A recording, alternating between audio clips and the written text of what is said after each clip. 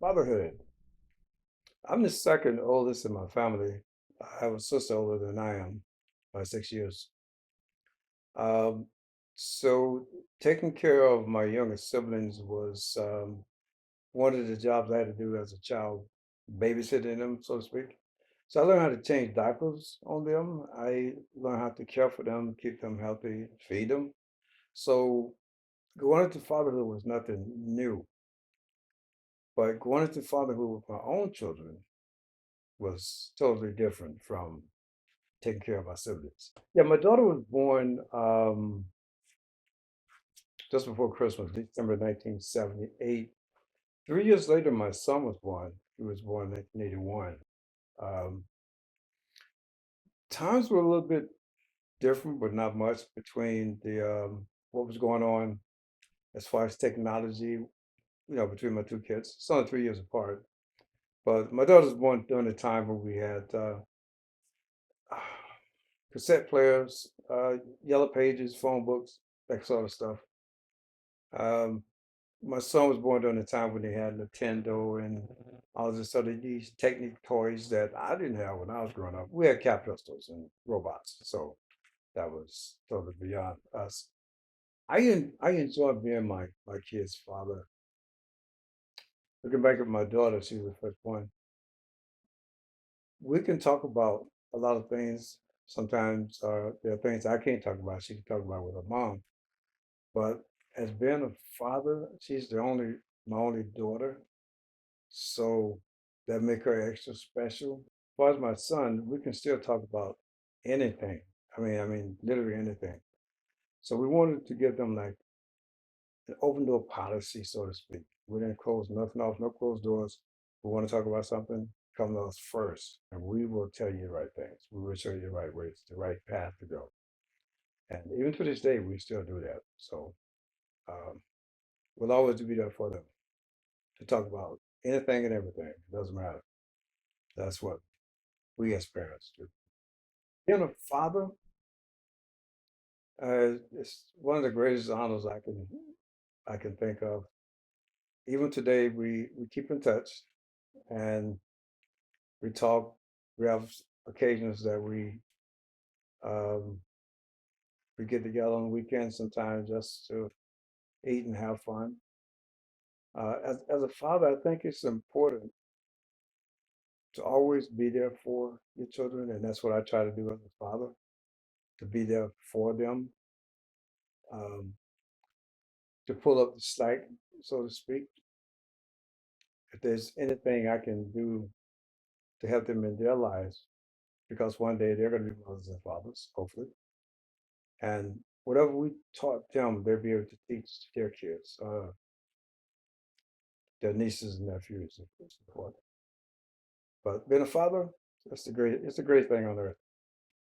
Great kids, it's fun watching them grow up to become what they are today.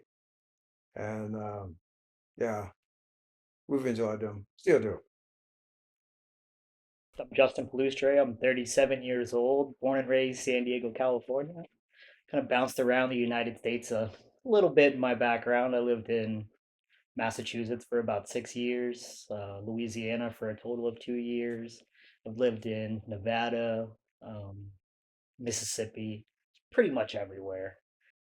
First found out that the girlfriend was pregnant about 2 weeks after we started dating officially, so it was super quick. Um, I was excited. I was nervous as hell. Barely knew the girl. Baby's a big thing, so yeah, I kind of went back and forth as much as possible. But ultimately, I was excited. I was looking forward to it. Um, a long time I didn't want kids, and then I finally kind of got to that point where I did, and then she came along, and it was perfect. Delivery, that was a crazy experience. So we went in for a kind of a routine checkup about a month before the due date. Um, we went in, they kind of said that fluids were low and they were a little bit worried, so they sent us to another doctor, same building. The doctor eventually said the same thing, and they said that we needed to go to labor and delivery immediately. So that day, about a month early, we still weren't even prepared. It was a week after our baby shower. Um, we went to labor and delivery, and they said we're going to give you some steroids, and in 2 days you're having the baby. So yeah, we were in the, I guess it was the pre-op room, I guess you would call it, prenatal room, um, ordering everything we possibly could because we needed to catch up still. Preemie clothes, we obviously had none of those. Car, we didn't have a car seat yet, so I had to order the car seat. It was kind of a mad dash to get ready in time. It was panic. It was a lot. It was the craziest, probably the craziest thing that's happened. We knew when the delivery was coming. We were told, 2 days later, Saturday at 9 a.m. she was coming. So it wasn't really a surprise. We knew that was going to happen. Um, but that day of it was kind of a blur. It happened really fast. 9 o'clock comes around and they took her into the pre-op room, got her all ready. About 9:30, they came and got me to bring me in, and within 15 minutes, the baby was born. Planned C-section. We weren't trying to go that route, but of course, it was kind of an emergency, so we had to. Um, yeah, baby wasn't breathing at first. They had her, the whole neonatal team, the NICU team is what they call it. Um, Three doctors just like pulling on her extremities and trying to get her to start breathing, pumping her mouth with this little pump thing. And I was just standing there watching, like completely helpless. It was that moment I realized that like I had no control anymore ever again. It was scary. It was the longest, probably 15 seconds I've ever been through.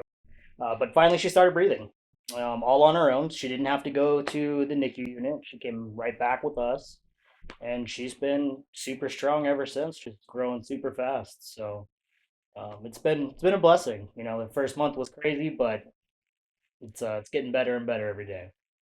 Reagan is now going to be 4 months old on the 15th, so Sunday, on Father's Day. Um, she would be 4 months chronologically. We would consider her 3 months adjusted age because she was a month early. Pretty much that first year was her development time, just kind of keeping her alive as her normal gestation period. So none of that would be considered in the development time to begin with. So um, it's kind of cool. It's also a little different. You have to kind of think about it. She's 4 months and she's maybe not doing the same thing that other 4 month olds are doing, but that's because she's not really 4 months old. She's only 3 months old. So it's really cool to kind of watch that. It makes it super useful. We were, kind of off camera talking about a little bit about social media, but one thing is like the apps that we have now that maybe parents didn't have in the past.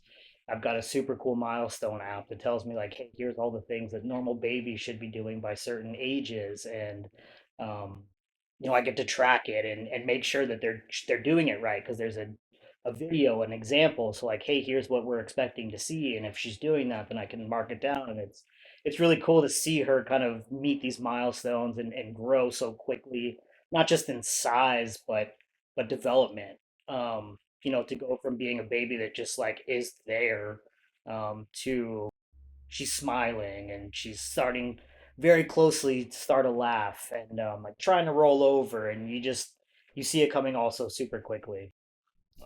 So it's really exciting to see that. But thinking about raising her in our climate makes me super nervous. Um, I genuinely feel like we're not too different than we were 30, 40, 50 years ago. I think we just know more about the bad things that happen around us. And that's because social media. Um, you know, 30 years ago, you wouldn't hear about, somebody taking advantage of children in a completely different state. It's just something they heard there, they knew about it, but we didn't know about it. And now, social media, you know everything that's going on everywhere at all times. So it gives you this hyper awareness and fear that maybe just isn't necessarily realistic.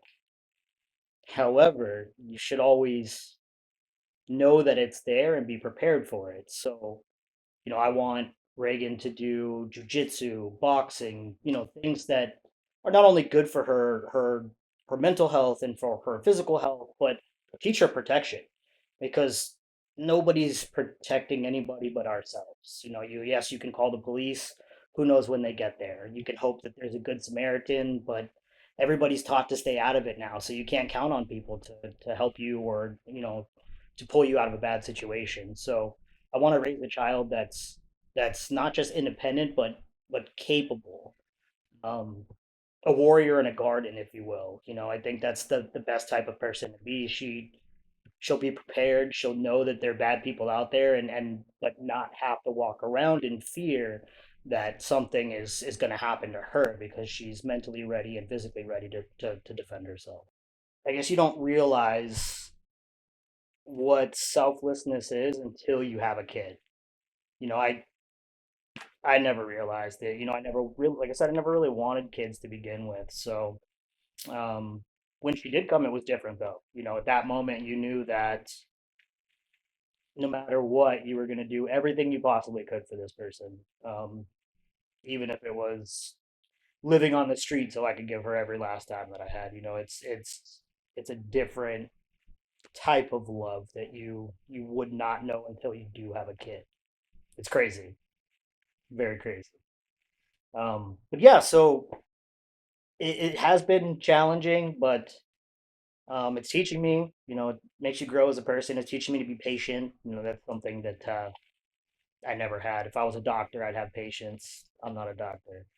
Um, so it's teaching me to be patient. It's teaching me to let go of control. I'm in a position in my life where my career, I'm always having to be in control because that's what I do. Um, so to shut that off, and in my personal life realize that I am completely out of control is a very big change in character for me. So I'm putting in the work. I've started to go back to therapy so that I know I can be like a better person and father for Reagan ultimately. As a father, I think one of the things that bothered me mostly during this time in our lives is I've always worried about my kids. They leave home until they come back home. I Nowadays things are so bad out there. I wonder if my kids are gonna come back home. So whenever they're out, when they was at home, whenever they're out, I wouldn't sleep until they was actually inside the house Mm. because there's so much going on, and you just never know nowadays. How was that transition when they left your house to live on their own? How was that feeling? It was worse for my daughter because she's a girl. Yeah. You know, um, when she got her first job, it was up in San Francisco. She had to move up there. So of course, I worried, Hmm. and because we have the media, the internet, we can keep in touch with her through FaceTime and all this kind of stuff, Yeah. which was a must. I mean, it helped a lot. Yeah. But my son, on the other hand, because he's a black male, I worried about him a lot Hmm. too. But the first time he went on his own, he joined the Marine Corps, so I knew he was safe there. Sure. Well, he was safe until they went into Yeah. Iraq, Yeah. where, but then again, I didn't worry about him as much Hmm. because he had developed into a well-grown young man. Yeah. So, but even on today, I still like to keep in touch with them. Yeah. Yeah, my daughter's here in San Diego. My son is not here. He's in Sacramento. Okay. But Close enough. yeah, it's close enough. But I still worry about them, even though they're not inside the Yeah. house. They're not at the house. Like, it doesn't go away. You don't stop. Never goes away. It's never gonna stop being a father, no matter what age they Never. are, no matter Never. what age you are. Right. And I could see that. Like, from that second you first saw them, like you're the rest of your life, you're committed to You're committed. this person and giving them the best that you possibly can. And even if something happened in a marriage, you're still their father. Mm-hmm. Mm-hmm. You know, a lot of times someone else can step in and become a father, but it's not like you being there. Yeah. I kind of, I worry about that a little bit with my situation. The baby's mother and I were not together. Hmm. She's going to grow up like that. So, there's kind of that silver lining where she's not going to have to go through any kind of like messy divorce or messy split up, or, Right. this is always going to be the normal. But that does scare me. What other type of male person is she going to bring into my daughter's life? And, can I trust that person? And that's definitely something that's always in the back of my mind, and it's part of that control thing. Like I have no idea. I can't worry about it now because I don't know if it's going to happen. And if it Yeah. does, then I have to figure it out when it does. But you're still dad. And the Yeah. thing is, just teach her. Yep. You know, the teaching never stops. Yep. Some people think that okay, she's a certain age now, he's a certain age now. You got to stop teaching. No, you never stop teaching, Yep. and And they never stop listening. we still have more experience all the time, no matter what. Hmm. We've still been through more. Even our lifestyles, we probably will always have been through more than they've ever had to gone through because we provided for them and made Hmm. things easier for them, and they didn't have to struggle like we did. That's one thing I told my kids: the door is always open. Yeah. You know, and you should never burn any bridges with the kids. Hmm. I've seen that happen in some families. Oh, me You know, too. I burn the bridges. You're no longer you're Yeah. dead to me. Yep. No, no, no. That bridge will always be open. Yeah. There might be some hurdles, some obstacles. It might go one way sometimes. Yeah, but the bridge is, you Yeah. never burn the bridge. It's always open. Yep. No, that makes sense. What I like about most about being a father is being a father. That's what I like most about it. What I mean when I say that is, like I said before, training never stops. Love never stops. Uh, there's a great difference between I like you and I love you. I don't like my kids. I love my kids. Mm-hmm. You know, and that's never going to go away. Like I said before, the door is never closed, it's always open, and it doesn't matter where you are, you should always be there for your kids. Mm-hmm. And I always want them to know that I'm there for them. More than dad or pops. Yep. I'm your father, Yep. you know, and that plays a big role.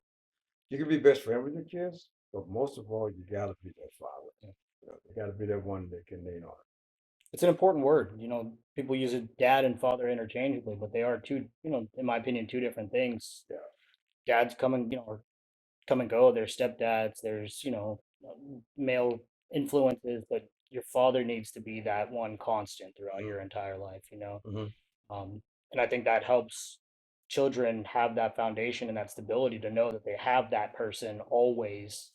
Um, that may not always agree with what they're saying, but will always be pointing them in the right direction. Yeah. And one thing about aging, one day I'm not gonna be here. They know that. Yep. But one thing I want to always leave with them is the things that I taught them from birth Yep. up until where they are now in their life. I try to teach them I didn't know everything, Hmm. but I had to try to teach them the right Yeah. things. And they know I don't know everything. But the things that I have taught them, I want them to be able to fall back on that, Yep. to rely on that, to look back and say, okay, what would dad do in this situation? Yeah. Okay, would dad take a drink? Probably not. Yep. Would dad grab his weapon or probably not? Yep. But how would dad handle this? And I try to teach them to handle the situation without jumping to the extreme first. Think about it, the consequences first. Yep. And I always tell my kids, I say, before you do anything, I know you're angry, but before you do anything, the first thing you should think about are the consequences. There's a Yep. consequences to anything you do. And that has happened with my son. He said, you know what? I was so pissed off, but I did like you said, I thought about the consequences. And we don't always think about that first. A lot of people don't now. They don't think about any consequences. It's so impulsive. So many people based on feelings, what feels good in the Yeah. moment, and it's not the way to live. But when they close those bars on you, it's too late to think about consequences. Yep.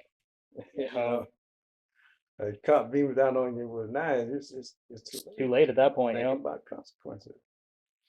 Yeah, that's Uh, why you have to teach, like you said, you teach them the right way the first time, and they don't put themselves in the position to find those negative consequences. hmm. They have the moral foundation to make the right choices at the right times.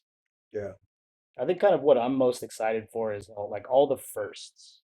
The first time she smiles and giggles and rolls Pictures, over, pictures. yeah. Yep, yep, The first time her first steps and, yeah. getting involved in my hobbies, like I wanted to golf with me and, like all that, just having her grow up and being able to include her in all the things that make me happy, like that Right. to me is the most exciting thing so far to see what I can, and hopefully she'll find the same things and fun and exciting so that, we have those bonds for the rest of our Hmm. lives and be able to do those things together forever. I think that's kind of what I'm most looking forward to. Right. I know you see they go to the range. Take her to the Oh, range. absolutely. As Yeah. soon as possible. There's no doubt in my mind. Don't teach her about guns. No, teach her about guns. Gun safety. Yeah. Exactly. Yeah. So that's exactly what you should be doing. Yep, guns, knives, fighting, anything that she can to protect herself. She's been prepared for all Yes. situations. Prep is the Yep. right way to go. If I had to do it all over again, I would be a father. Yeah. I am I'm not too super happy about the situation I'm in, but I'm happy that I have my daughter. Like I'm already forgetting who I was before she came. Mhm. That person's already starting to go away and doesn't exist anymore. You said that's an obstacle. One thing about obstacles, you can always get over them. Yeah. One thing about hurdles, you can get over those too. Yep. I run through those motherfuckers.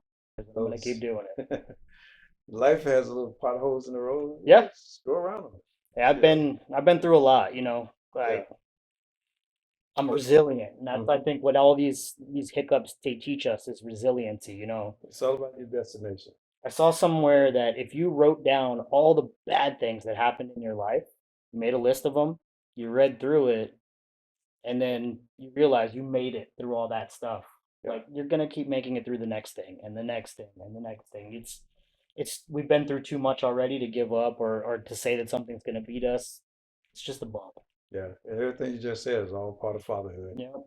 That's what fatherhood is all about. Yeah.